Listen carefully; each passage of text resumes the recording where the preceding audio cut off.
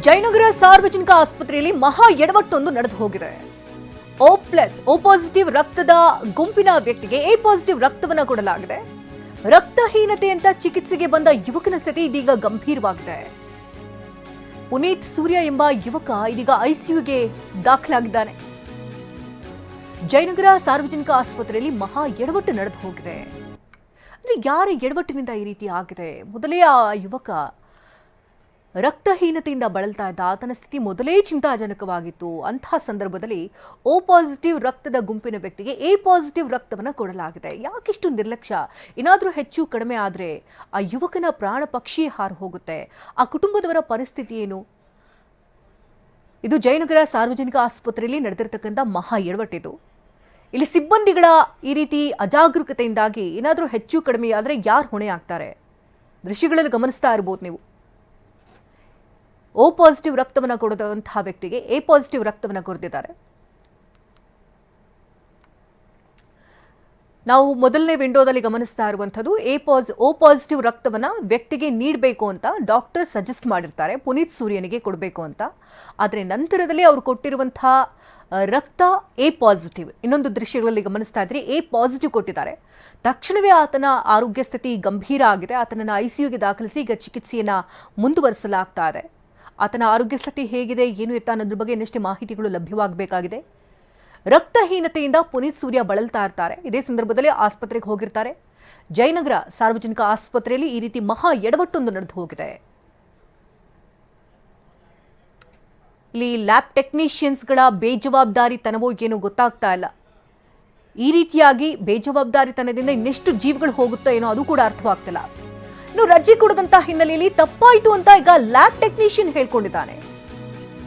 Lab technician Umesh ಬೇಜವಾಬ್ದಾರಿ ಉತ್ತರವನ್ನ ಕೊಡ್ತಿದ್ದಾನೆ.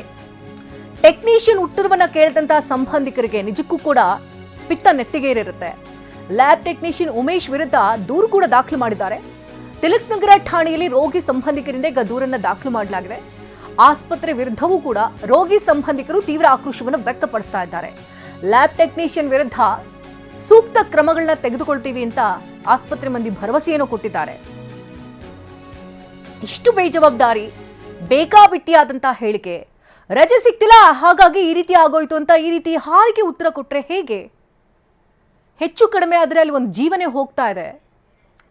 ರಜೆ ಸಿಗದೆ ಇರೋದಕ್ಕೂ ಅಥವಾ ಈ ರೀತಿ ಯಾವುದಕ್ಕೋ ಬೇಜವಾಬ್ದಾರಿತನದ ಕೆಲಸ ಮಾಡೋದಕ್ಕೂ ಏನು ಸಂಬಂಧ ಅಂತವೇ ಅರ್ಥ ಆಗ್ತಿಲ್ಲ. ಲ್ಯಾಬ್ ಟೆಕ್ನಿಷಿಯನ್ ಉಮೇಶ್ ಈ ರೀತಿಯಾಗಿ ಹಾರಿಕೆ ಉತ್ತರವನ್ನು ಕೊಟ್ಟಿದ್ದಾರೆ, ಬೇಜವಾಬ್ದಾರಿತನದಿಂದ ವರ್ತಿಸಿದ್ದಾರೆ.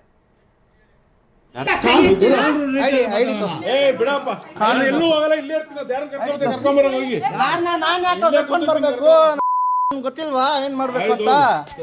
ನೀನ್ ಐಡಿ ತೋರ್ಸು ಇವಾಗ. ಸರ್ ಐಡಿ ತೋರಿಸ್ತೀರಾ ಏನ್ ಸರ್ ಇವಾಗ?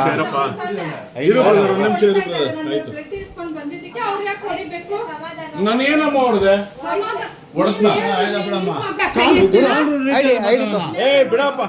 ಎಲ್ಲೂ ಹೋಗಲ್ಲ, ಇಲ್ಲೇ ಬರ್ಬೇಕು. ಗೊತ್ತಿಲ್ವಾ ಏನ್ ಮಾಡ್ಬೇಕು ಅಂತ? ನೀನ್ ಐಡಿ ತೋರ್ಸು ಇವಾಗ. ಸರ್ ಐಡಿ ತೋರಿಸ್ತೀರಾ ಏನ್ ಸರ್ ಇವಾಗ?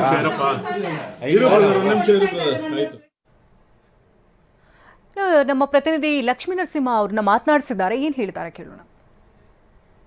ರಕ್ತಹೀನತೆ ಅಂತ ಚಿಕಿತ್ಸೆಗೆ ಬಂದಂತ ವ್ಯಕ್ತಿ ಈಗ ಐಸಿಯುನಲ್ಲಿ ಚಿಕಿತ್ಸೆಯನ್ನ ಪಡಿತಾ ಇದ್ದಾರೆ. ಸೊ ಈ ವಿಚಾರವಾಗಿ ಮಾತನಾಡೋದಕ್ಕೆ ಸಂಬಂಧಿಕರಿದ್ದಾರೆ, ಅವರ ತಾಯಿಯವರು ಕೂಡ ಇದ್ದಾರೆ. ಮಾತಾಡ್ತಾ ಹೋಗ್ತೀನಿ. ಪುನೀತ್ ಅಂದ್ಬಿಟ್ಟು ಅವ್ರನ್ನ ಅಡ್ಮಿಟ್ ಮಾಡಿದ್ವಿ, ರಕ್ತ ಕಮ್ಮಿ ಇದೆ ಅಂದ್ಬಿಟ್ಟು. ಓಕೆ ಆಯಿತು, ಇಲ್ಲಿ ಅಡ್ಮಿಟ್ ಮಾಡಿದ್ಮೇಲೆ ಚಿಕಿತ್ಸೆ ಕೊಡ್ತಾಯಿದ್ರು. ಮಾರನೇ ದಿವಸ ಫಸ್ಟ್ ಡೇ ಆಯಿತು, ಸೆಕೆಂಡ್ ಡೇ ಏನು ಮಾಡಿದ್ದಾರೆ, ಓ ಪಾಸಿಟಿವ್ ಬ್ಲಡ್ ಹಾಕೋ ಬದಲು ನಾವೇ ಕರೆಸಿ ನಮ್ಮ ಫ್ರೆಂಡ್ಗೆ ಓ ಪಾಸಿಟಿವ್ ಬ್ಲಡ್ ಕೊಡಿಸಿದ್ದೀವಿ. ಇಲ್ಲಿ ಅವ್ರು ಆ ಬ್ಲಡ್ ಇಮಿಡಿಯೇಟಾಗಿ ಹಾಕೋಕ್ಕಾಗಲ್ಲ, ಬೇರೆ ಬ್ಲಡ್ ಹಾಕಬೇಕು, ಇದು ಅಬ್ಸರ್ವೇಷನಲ್ಲಿ ಇಡ್ತೀವಿ ಅಂದ್ಬಿಟ್ಟು ಓ ಪಾಸಿಟಿವ್ ಹಾಕೋ ಬದಲು ಎ ಪಾಸಿಟಿವ್ ಮೇಲೆ ಓ ಪಾಸಿಟಿವ್ ಅಂತ ಸ್ಟಿಕ್ಕರ್ ಹೊಡೆದು ಅದನ್ನು ಬ್ಲಡ್ ಕೊಡ್ತಾ ಇದ್ದಾರೆ. ಅವ್ನಿಗೆ ಆಗ್ತಿದ್ದಂಗೆ ಇಮಿಡಿಯೇಟ್ ರಿಯಾಕ್ಷನ್ ಆಯಿತು. ಅವ್ರ ತಮ್ಮನಾದ್ರು ಇವರು ಹೋಗಿ ನೋಡಿ ತಗ್ಸಿದ್ದಕ್ಕೆ ಸರಿ ಹೋಯ್ತು. ಫುಲ್ ಹೋಗಿದೆ, ಪ್ರಾಣಕ್ಕೆ ಹೆಚ್ಚು ಕಮ್ಮಿ ಆಗಿದ್ರೆ ಯಾರು ಸರ್ ಹೊಣೆ? ಅವನ್ನ ಕೇಳಿದ್ದಕ್ಕೆ ನಿನ್ನ ಮಗ ಏನು ಸತ್ತಿಲ್ವಲ್ಲ ಬಿಡು, ಏನಾಗಿದೆ ಅವನಿಗೆ, ಆ ಥರ ಮಾತಾಡ್ತಾರೆ. ಯಾರು ಸರ್ ಜವಾಬ್ದಾರಿ? ಈ ಬ್ಲಡ್ ಕೊಟ್ಟೋನ್ ಜವಾಬ್ದಾರಿನ ಇಲ್ಲ ಬ್ಲಡ್ ಹಾಕ್ದವ್ರ ಜವಾಬ್ದಾರಿನ? ಇದನ್ನ ಪರಿಶೀಲಿಸ್ತಾ ಇರೋ ಡಾಕ್ಟರ್ ಜವಾಬ್ದಾರಿನ? ಯಾರು ಸರ್ ಇದಕ್ಕೆಲ್ಲ ಹೊಣೆ? ಪುನೀತ್ ಸೂರ್ಯ ಅವರು ಈಗ ಐಸಿಯುನಲ್ಲಿ ಚಿಕಿತ್ಸೆ ಪಡಿತಾ ಇದ್ದಾರೆ. ಏನೋ ಚಿಕಿತ್ಸೆ ಮತ್ತೆ ಫಲಕಾರಿಯಾಗಿ ಈಗ ನಾರ್ಮಲ್ ಸ್ಟೇಜಲ್ಲಿ ಇದ್ದಾರೆ ಅಂತಕ್ಕಂಥದ್ದು ಗೊತ್ತಾಗ್ತಾ ಇದೆ. ಸೊ ಈ ಒಂದು ತಪ್ಪಿಗೆ ತಾವು ಗಮನಿಸಿದಾಗೆ ಯಾರು ಕಾರಣ? ಇದು ಬ್ಲಡ್ ಕೊಟ್ಟವ್ರದ್ದೇ ಕಾರಣ ಆಗಿದೆ, ಅವ್ರದ್ದೇ ಇದು ಮೂಲ ಕಾರಣ ಆಗಿರೋದು.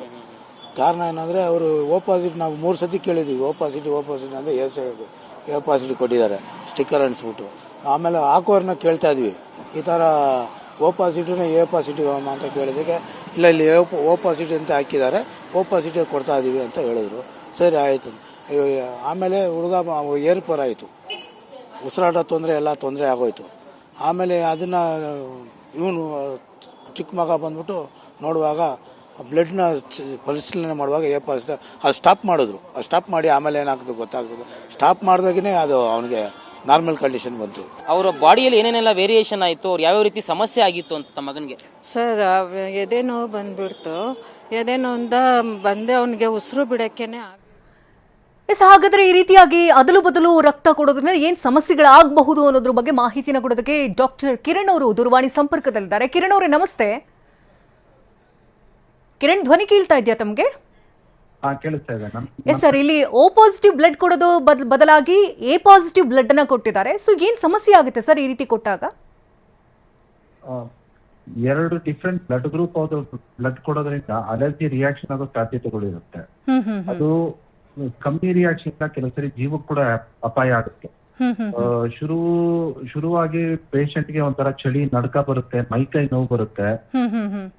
ಇಷ್ಟರಲ್ಲೇ ಗಮನಿಸಿ ಅದನ್ನು ನಿಲ್ಲಿಸದೇ ಇದ್ರೆ ಮುಂದೆ BP ಕೊಲಾಪ್ಸ್ ಆಗುವಂತದ್ದು, ರಕ್ತದಲ್ಲಿ ಕ್ಲಾಟ್ ಆಗದೆ ಬ್ಲೀಡಿಂಗ್ ಆಗುವಂತದ್ದು, ಆ ರೀತಿಯಾಗಿ ಕೆಲವು ಸರಿ ಹೃದಯಾಘಾತ ಕೂಡ ಸಾವನ್ನಪ್ಪಬಹುದು. ಓಕೆ, ಬಟ್ ಓ ಪಾಸಿಟಿವ್ ಅಂದ್ರೆ ಯೂನಿವರ್ಸಲ್ ಅಲ್ವಾ ಸರ್? ಆಕ್ಚುಲಿ ಅಲ್ಲ, ಓ ಪಾಸಿಟಿವ್ ಅದು ಯೂನಿವರ್ಸಲ್ ಡೋನರ್ ಅಂತಾರೆ. ಅಂದ್ರೆ ಓ ಪಾಸಿಟಿವ್ ಅವರು ಬೇರೆಯವರು ಕೊಡಬಹುದು, ಬಟ್ ಅವ್ರು ರಿಸೀವ್ ಮಾಡ್ಲಿಕ್ಕೆ ಅಲ್ಲ. ಸರ್ ಈಗಾಗಲೇ ಅಂದ್ರೆ ಕೊಡುವಂತ ಸಂದರ್ಭದಲ್ಲಿ ಅವ್ರ ಬಾಡಿನಲ್ಲಿ ರಿಯಾಕ್ಷನ್ ಆಗಿದೆ, ತಕ್ಷಣವೇ ಅವ್ರು ಗಮನಿಸಿದ್ದಾರೆ, ಈಗಾಗಲೇ ಬ್ಲಡ್ ಕೊಟ್ಟಿದಾರಲ್ಲ, ಇದರಿಂದ ಏನಾದ್ರೂ ತೊಂದರೆಗಳಾಗುತ್ತಾ ಅವ್ರಿಗೆ? ಯೂಶಲಿ ಇಮಿಡಿಯೇಟ್ ಆಗಿ ಗಮನಿಸಿ ನಿಲ್ಲಿಸಿ ಅದಕ್ಕೆ ಸೂಕ್ತ ಟ್ರೀಟ್ಮೆಂಟ್ ಕೊಟ್ರೆ ಲಾಂಗ್ ಟರ್ಮ್ ಆಗಿ ಕಾಂಪ್ಲಿಕೇಶನ್ ಆಗೋ ಚಾನ್ಸಸ್ ಕಮ್ಮಿ. ಓಕೆ, ಥ್ಯಾಂಕ್ ಯು ಕಿರಣ್ ಅವರೇ ಟಿವಿ9 ನೊಂದಿಗೆ ಮಾತನಾಡೋದಕ್ಕಾಗಿ.